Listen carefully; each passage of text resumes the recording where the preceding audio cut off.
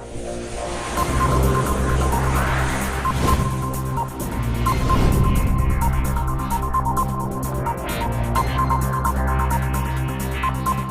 friends, welcome back to another video from Piyush Namdev Pharma tutorial.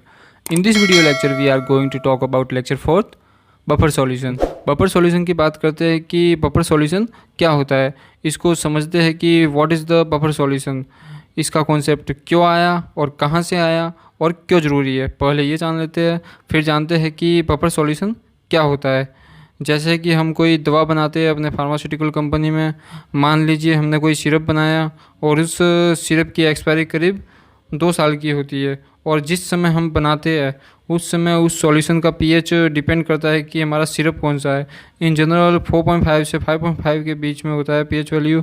किसी syrup का जो general syrup बनते हैं उनका पीएच वैल्यू 4.5 से 5.5 के बीच में होता है। और इस केस में क्या होता है कि अगर पीएच 4.5 से नीचे चला जाए तो वो सिरप हमको बहुत ही एसिडिक लगेगा। जब हम इसको पिएंगे तो गले में जलेगा, यानी गले में जलन सी महसूस होगी। तथा हम आपको बता दें कि किसी भी सॉल्यूशन का पीएच मान बढ़ने और घटने से उस सॉल्यूशन का जो एक्चुअल में काम होता है वो काम करना बंद कर देता है। और अगर ये पीएच का वैल्यू 5.5 से ऊपर चला गया तो वो सिरप हमको बहुत ही कड़वी लगने लगेगी। हम पिएंगे तो वो हमको बहुत कड़वी लगेगी, मतलब कुल मिलाकर वो सिरप हमारा ख़राब हो गया है।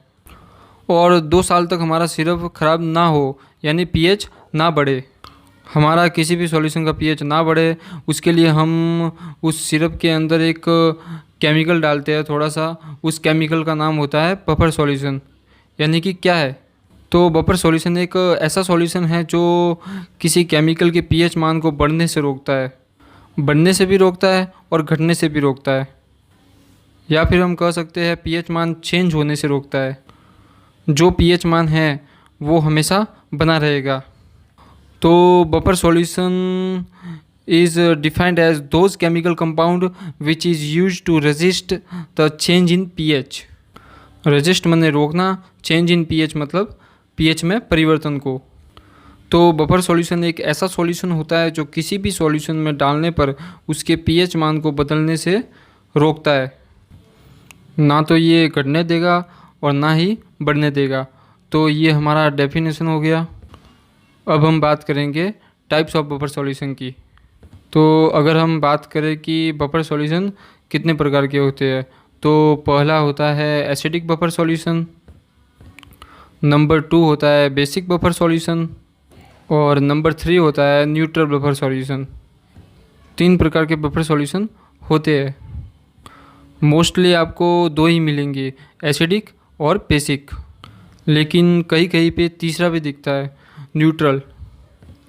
अब देखो क्या हो रहा है कि जैसे मान लीजिए जिस ड्रग में हमको बफर डालना है, अगर उस ड्रग का नेचर एसिडिक होगा तो उसमें हम कौन सा बफर यूज करेंगे, एसिडिक। अगर उस ड्रग का नेचर बेसिक होगा तो उसमें हम कौन सा बफर यूज करेंगे, बेसिक। और अगर वह न्यूट्रल है तो उसमें हम कौन सा यूज़ करेंगे, न्यूट्रल। जैसे मान लीजिए सिरप आता है खांसी का, तो खांसी के सिरप का पीएच होता है 3.5 से 4.5 और 4.5 से 5.5। तो उसके लिए कौन सा बफर यूज़ करेंगे, एसिडिक, क्योंकि पीएच मान क्या है, एसिडिक। एंटासिड आता है, डाइजिन आता है, सिरप आता है, उसका पीएच मान होता है 11, 12, 13। उसके लिए कौन सा बफर यूज़ करेंगे, बेसिक। क्लियर हो गया। अब हम बात करेंगे कंपोजिशन ऑफ बफर की, कि क्या कंपोजिशन होता है। अगर हम बात करें एसिडिक बफर के कंपोजिशन की, तो एसिडिक बफर का जो कंपोजिशन है ये होता है combination of weak acid plus salt of weak acid and strong base. देखिए ये मैं बात कर रहा हूँ किसकी हो रही है, नंबर 1 एसिडिक बफर की। कॉम्बिनेशन क्या होता है, बफर बनता कैसे है और उसका कॉम्बिनेशन समझ लेते हैं। इसका कॉम्बिनेशन क्या होता है कि एसिडिक बफर का कॉम्बिनेशन होता है weak acid plus salt of weak acid and strong base.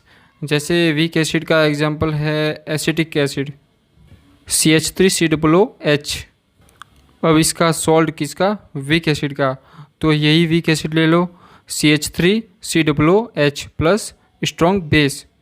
Strong base क्या होता है? NaOH। अगर हम इन दोनों को इकट्ठा करेंगे तो क्या बनेगा? CH3COONA। यानी हम यहाँ पर लिख सकते हैं CH3COONA, यानी ये वीक एसिड है और ये सॉल्ट है। किसका? वीक एसिड और स्ट्रॉन्ग बेस का। तो इन दोनों का जो कॉम्बिनेशन है, इसका दोनों का कॉम्बिनेशन ही हमारा कहलाता है acidic buffer solution. This is acidic buffer. Clear हो गया? मैं वापस आपको बता देता हूँ कि इसका कॉम्बिनेशन क्या होता है। कॉम्बिनेशन आपको याद रखना है एसिडिक बफर का। This is a combination of weak acid plus salt of weak acid and strong base. उसी तरह हम बात करें बेसिक बफर की, तो बेसिक बफर का कॉम्बिनेशन क्या होगा? Weak base plus salt of weak base and strong acid. Combination में आपको वापस बता देता हूँ कि इसका कॉम्बिनेशन क्या होता है। Weak base plus salt of weak base and strong acid. इस बार क्या होगा? Strong acid. उल्टा कर देना है हमको, जो वो वाली रिएक्शन थी उसकी जस्ट ऑपोजिट होगी ये।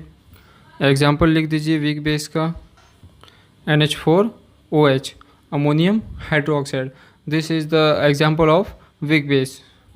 अब इसी का बेस ले लो NH4OH और इसके साथ कोई स्ट्रॉन्ग एसिड ले लो, जैसे HCl ले ले, स्ट्रॉन्ग एसिड। दोनों को जोड़ेंगे तो NH4Cl बनेगा। H2O निकल जाएगा और हम यहाँ पर लिख देते हैं कि NH4Cl। यानी ये वीक बेस और इसका सॉल्ट जो है, इसका जो कॉम्बिनेशन है वो हमारा कहलाता है basic buffer solution. This is basic buffer. Clear हो गया? आपको कॉम्बिनेशन कुछ रटना नहीं है, बस आपको समझना है। अगर हम न्यूट्रल बफर सॉल्यूशन की बात करें तो इसमें क्या होता है? Weak acid plus weak base, दोनों का कॉम्बिनेशन अगर हम ले लेते हैं तो वो हमारा क्या होता है? Neutral salt. This is the neutral salt.